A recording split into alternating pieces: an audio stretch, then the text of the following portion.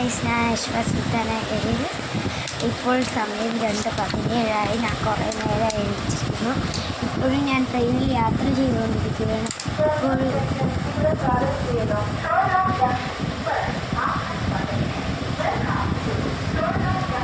ഇപ്പോൾ എവിടെയോ നിൽക്കാൻ പോവുകയാണ്. കുറേ പേരൊക്കെ പോകാറുണ്ട്, ഇറങ്ങാറൊക്കെ ആയി.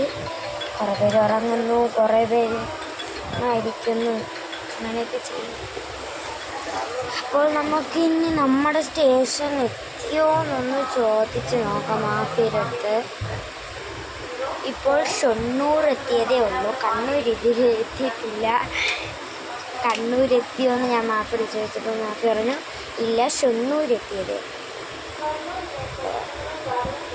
നമ്മുടെ സ്റ്റേഷൻ എത്തുമ്പം വീണ്ടും നമുക്ക് കാണാം. Bye bye.